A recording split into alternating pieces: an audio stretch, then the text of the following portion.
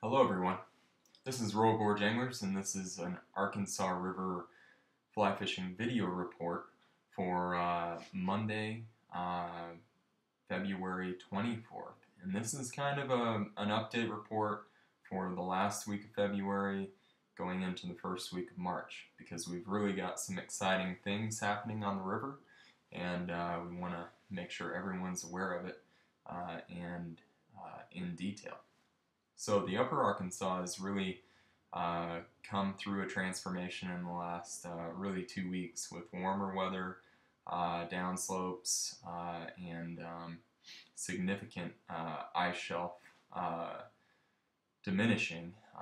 We have seen fishing really increase in productivity. Warmer air temps and warmer water temps and good flow, solid flow in the 250 to 350 and even coming close to 400 in Canyon City. So really solid, good, healthy flow and warmer temperatures have really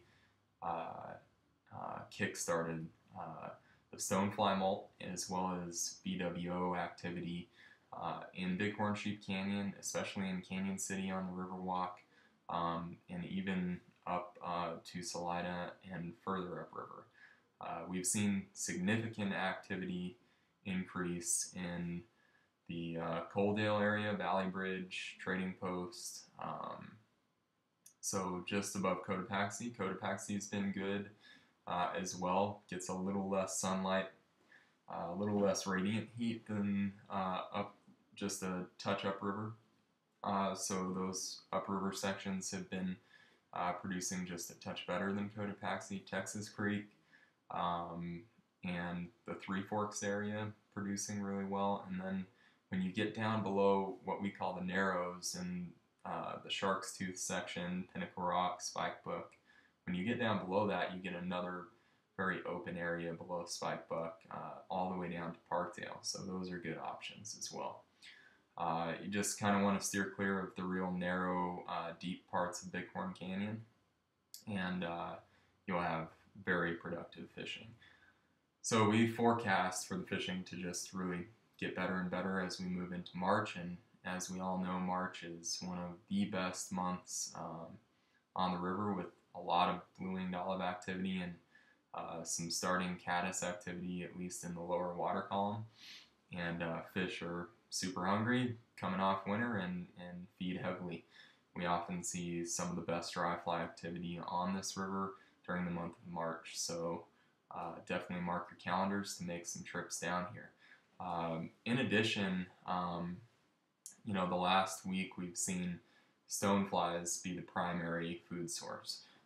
The reason is because they're going through a metamorphosis stage in their life cycle called molting. So basically, they're shedding, they're changing coloration from a real light coloration in the morning down to a dark and going much darker into the afternoon.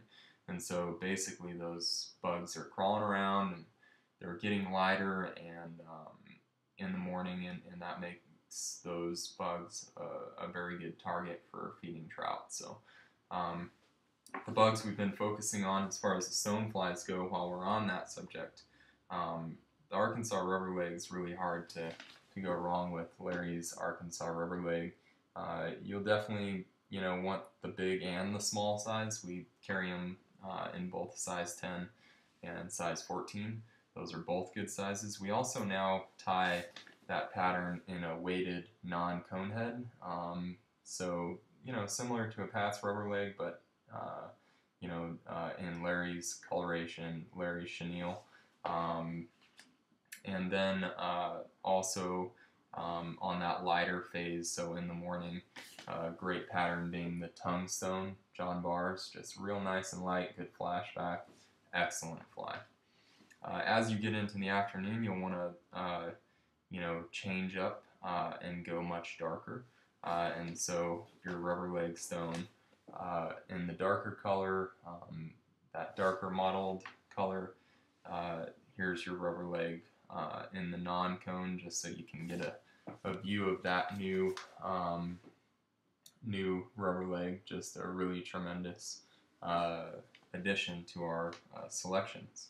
And then the 20-incher is a really productive pattern, and so is the Prince Nymph and Hare's Ear and others. But as we get into that darker stage in the afternoon, the 20-incher and our custom tied 20-incher is nice and heavy tungsten. Hard to go wrong with that fly.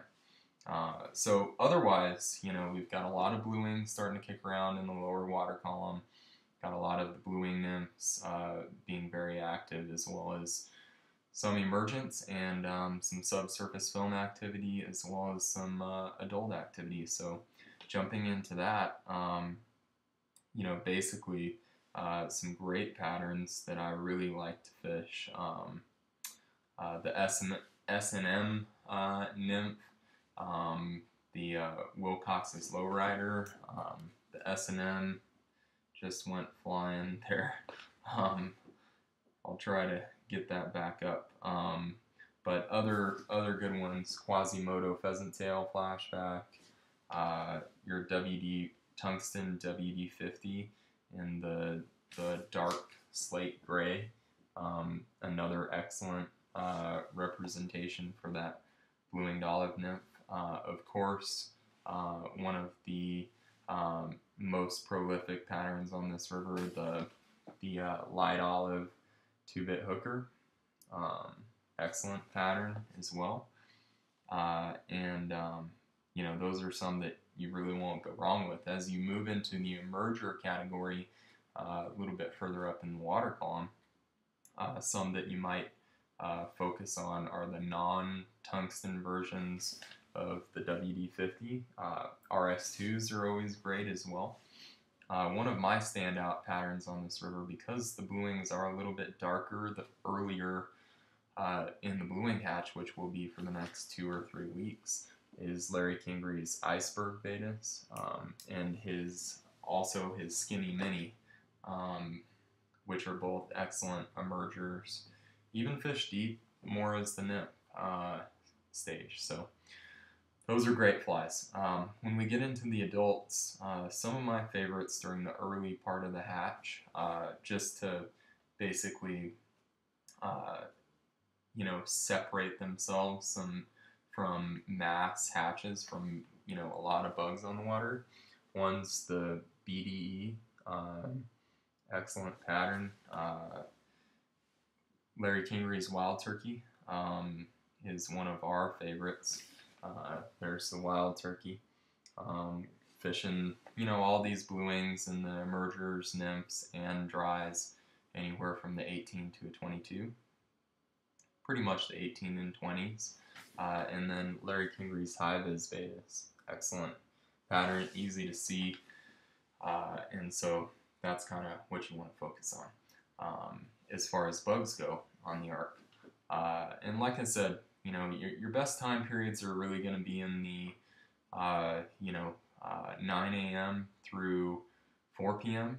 window. So it definitely has increased as far as your productivity window goes.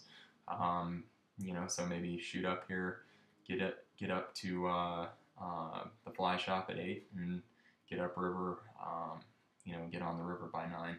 That's a good objective, as far as the next couple weeks are concerned, and then it'll get earlier and earlier. So stonefly molt is on. Fish are very, very active. Blue-winged olives are definitely kicking around. We're seeing hatches in town and even up into the canyon. A lot of blue-winged nymph and emerger activity. And then, your midges are still going to produce really well. One of my favorite patterns, even continuing through March, is Pat Dorsey's Top Secret in the chocolate color. It's a midge pupa, fishes as a midge larva as well. Just a really excellent representation. So those will carry. As we move into discussing the tailwater, just want to represent that the tailwater's been phenomenal all winter. It's been just a very productive watershed for our guides. Our guides have had some of the best trips they've had to date this winter. some very nice fish kicking around, and really will be more big fish kicking around as we kind of go into that pre-spawn time period. So do take notice in the next couple of weeks as fish start to go pre-spawn.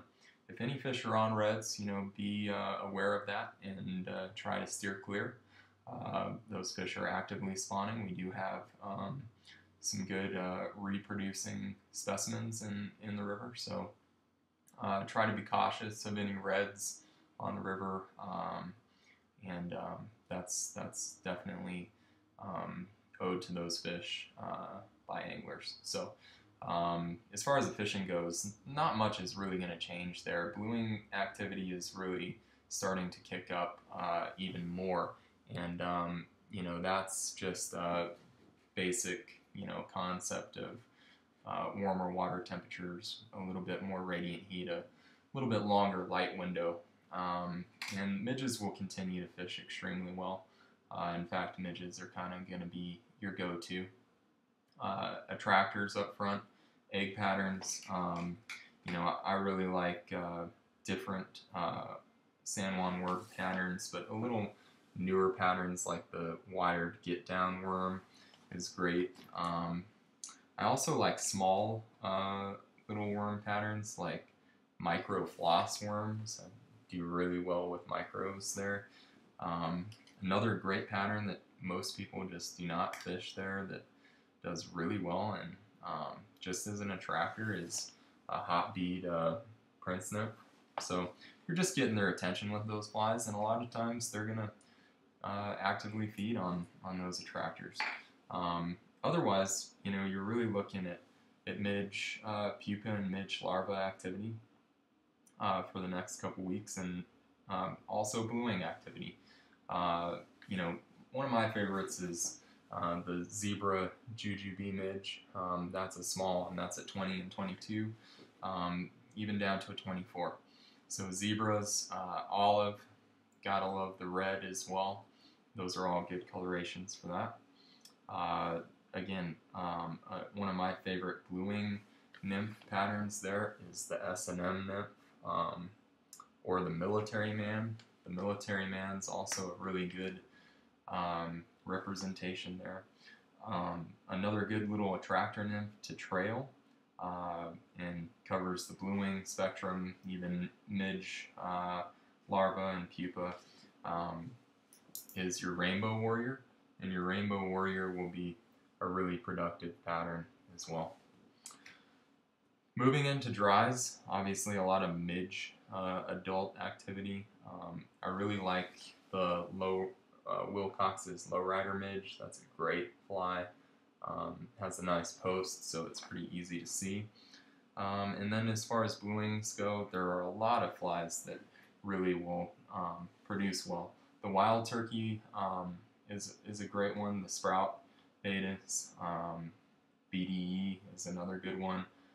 That high-vis betas from Larry Kingery, a great one. So as bluings start to really ramp up, you'll see a lot more activity even than now. And fishing's been very, very productive and really easy for our guides. So do look for a lot of crowds down there. It's been very busy, but hasn't really affected the fishing. Plenty of water down there, and so Arc is really starting to fire up. I mean, Tailwater's been great through the winter, but the upper freestone's really starting to fire, and March being one of our favorite months on this river, really you need to focus on getting some good days, nailed down for fishing the Arc, and definitely keep tuned into our text reports, which are online, and you'll see those updated every couple of days, and then as we really get rolling, every day. So watch those. The video report will be updated when major changes occur. But if you do have any questions, feel free to give us a call, toll free, 888-994-6743. Email us at info@royalgorgeanglers.com. Again, this report's been provided by Royal Gorge Anglers. We are an Orbis endorsed outfitter, so do give us a call or book a guide online if you're interested in learning more about the Arkansas and its 102 gold medal miles. And thanks so much for viewing. It's been a pleasure. Hope to see you in the fly shop soon. Our hours will change to 8 a.m. to 5 p.m. Monday through Saturday, 8 a.m. through 1 p.m. on Sunday, starting March 1st. Thanks so much for viewing. Have a great day on the water.